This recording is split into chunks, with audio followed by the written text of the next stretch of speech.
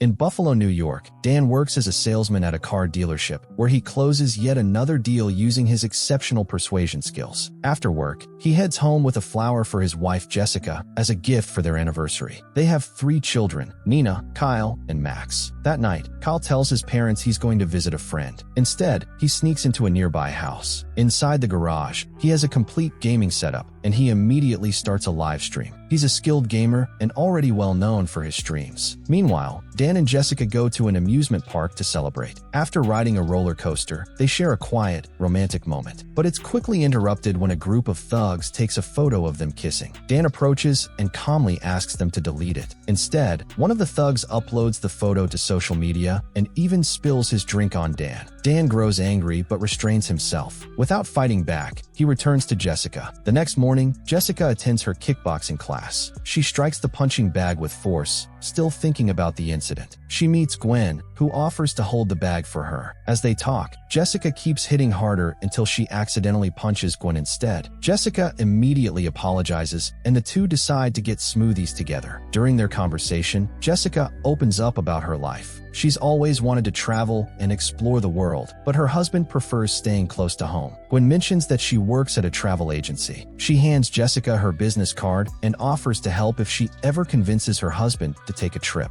Meanwhile, Dan is at a supermarket, unaware that a mysterious man is watching him. Suddenly, the man attacks. Dan asks for a moment to put his child down, but the attacker doesn't stop. Forced to react, Dan defends himself, fighting with one hand while protecting his son with the other. He moves quickly and with precision, revealing unexpected combat skills. After knocking the attacker down, Dan leaves the store. He rushes home, opens a hidden compartment, and pulls out guns along with stacks of cash. It becomes clear that Dan once worked as a covert assassin. After discovering that the organization had begun carrying out illegal activities, he walked away and disappeared. Now that they've found him, Dan prepares to leave town with his family. He calls his friend Augie, asking him to create fake passports for everyone and to meet in Las Vegas. Dan quickly packs and then gathers his family. Since they know nothing about his past, he convinces them to take a family road trip to Las Vegas. Kyle and Nina are reluctant, but Jessica is excited. As they drive, Dan notices a black car following them. He speeds up and changes direction. When his family questions him, he calmly says it's just a shortcut. Still, the car stays on them. Dan realizes there must be a tracking device on their vehicle. He drives straight to the dealership where he works. At the garage, he tells his family he needs to check the car before the long trip. While inspecting it carefully, he finds a small tracking device. Dan removes it and secretly attaches it to a coworker's car. When the coworker drives away, the mercenaries follow that vehicle instead, believing it's Dan. With the immediate danger diverted, Dan continues the journey with his family. However, he remains cautious, knowing they could still be tracked through their phones. To prevent that, he asks everyone to hand over their devices, then throws them into a nearby river. He smiles and tells them the trip will be device-free, saying it's a chance for the family to reconnect as they continue on the road. Meanwhile, Dan's former boss, McCaffrey, arrives at their empty house. He smashes a family photo in anger and orders his men to track them down immediately. That night, the family stops to rest. Dan walks to a nearby hotel and books 2 rooms. While he's gone, a teenage girl approaches Kyle, recognizing him from his gaming live streams. She excitedly tells him she's a fan and asks for a selfie. Moments later, Dan returns and sees Kyle posing for the photo. Realizing the girl could post it and expose their location, Dan quickly lies, saying the hotel is fully booked and they need to keep driving. He gets back on the road, pushing through the night. His entire family, except little Max,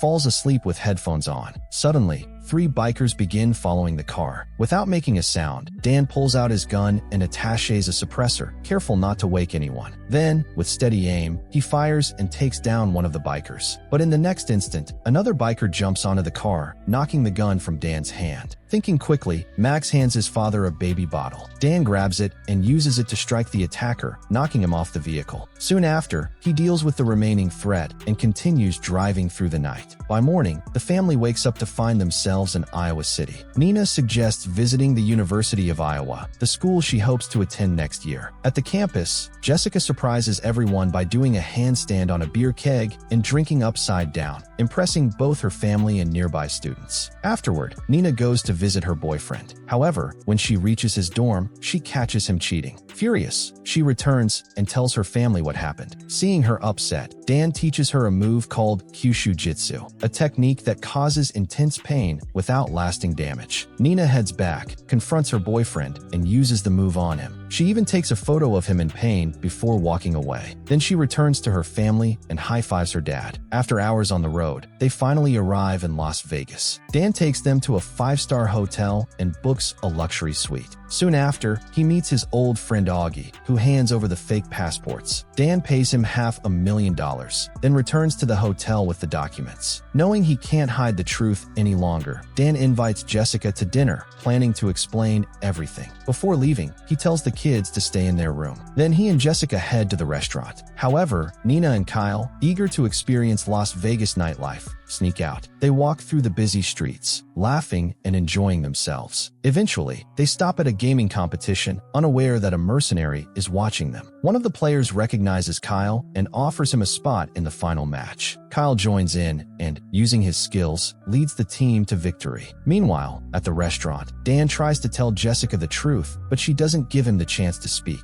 Later, he calls the kids, but no one answers. Growing concerned, Dan and Jessica rush back to the hotel. Jessica checks the bedroom and sees what looks like the kids under the blankets, not realizing they're just dummies. Believing everything is fine, she reassures Dan and tells him to join her. After asking him to meet her in bed, she heads to the bathroom to brush her teeth. Suddenly, McCaffrey's men burst in and open fire on Dan. He reacts instantly, fighting back and taking down 2 of them. But then one of the attackers grabs Jessica and presses a gun to her head. Calling him Sean, the man orders Dan to drop his weapon. Dan slowly lowers the gun. At the same time, he quietly reaches for the knife hidden in his sock. In one swift motion, he throws it straight into the attacker's eye. Jessica stands frozen, confused by everything she's just seen. Then, remembering the kids, she rushes to the bedroom. She pulls back the covers, only to find dummies in their place. Immediately, Dan and Jessica run out to search for them and eventually find them at the competition. Dan quickly tells his family they need to leave the city immediately. When the kids demand an explanation, he finally tells the truth. Before meeting Jessica, he was a covert assassin, and now his former boss is trying to kill them. The kids struggle to believe him, but before he can explain further, a mercenary suddenly opens fire. Dan moves his family to safety, then takes down the attacker. As more mercenaries close in, the family escapes and disappears from the area. Later, at a quiet hotel, they regroup. This time, Dan reveals everything. He tells them his real name is Sean. His mother died when he was young, and his father was violent. When he turned 18, he joined the army to escape. Then, one day, McCaffrey recruited him into a covert organization where he was trained as an assassin, sent to eliminate criminals beyond the reach of the government. However, everything changed when Dan discovered the organization had begun committing illegal acts. He walked away, disappeared, and started a new life in Buffalo, where he met Jessica. Since then, McCaffrey has been hunting him. Now that his location is exposed, Dan tells his family they can't return to Buffalo. He hands them fake passports and explains they'll go to Canada to start over. But his family, upset that he kept the truth from them for so long, turns away and leaves him behind. Later, Jessica calls Gwen and asks her to arrange a flight back to Buffalo for her and the kids. The next morning, they meet Gwen at a private airfield. They're surprised to see she has arranged a luxurious private jet. Gwen welcomes them on board, and she and Jessica begin talking. As the conversation continues, Gwen brings up her ex. She says they were together for years and that he was great in bed. Then he left her and married someone else. Gwen explains that she later met his new wife, earned her trust, and patiently waited for the right moment to make her pay. Jessica freezes as the realization sets in. Gwen's ex is Dan, and she is the wife Gwen wants revenge on. Panicked, Jessica tries to leave the plane with her children. But at that moment, McCaffrey suddenly appears in front of them. He calls Dan and shows him that his family is being held hostage. Then he gives him a location and orders him to come alone if he wants them to stay alive. Without hesitation, Dan heads straight to the location. But as soon as he arrives, McCaffrey's men capture him and bring him to their boss. At the location, Dan's family is stunned to learn the truth. McCaffrey is actually Dan's father. McCaffrey gives him a choice: rejoin the family business and work by his side, or watch his family die. With no other option, Dan agrees. McCaffrey then orders his men to release Jessica and the kids and escort them to the airport. Inside the elevator, Jessica waits for the right moment. As soon as the doors open on one of the floors, she attacks the guard using her baby's dirty diaper, then shoves him out of the elevator, sending him to his death. She grabs his weapon, determined to go back for Dan. Meanwhile, McCaffrey leaves Gwen alone with Dan. Gwen sits on his lap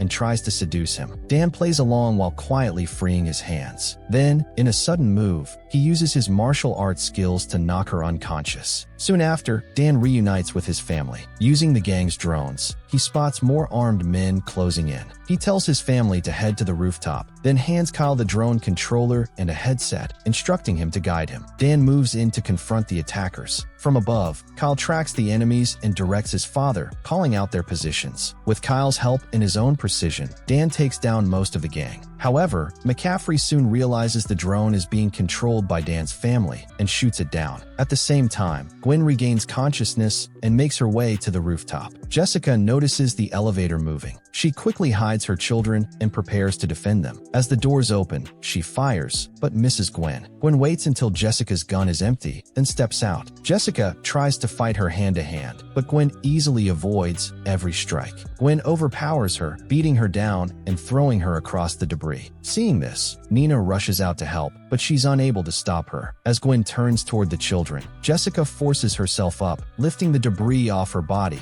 and charges again. Gwen counters and knocks her down to the lower level. Still refusing to stop, Jessica grabs a bamboo stick and attempts to vault herself back up, but the stick snaps mid-air and she crashes down. Despite the impact, she stands again, picks up the broken piece, and throws it straight into Gwen's chest, killing her instantly. Meanwhile, Dan eliminates the remaining attackers and finally faces McCaffrey. A brutal fight begins between father and son. Despite his age, McCaffrey overpowers Dan and raises his gun, ready to fire. At that moment, Dan's family rushes in, distracting him just long enough. Dan takes the opportunity and knocks his father to the ground. 6 months later, McCaffrey and all his associates have been arrested. As for Dan and his family, they are now living peacefully once again.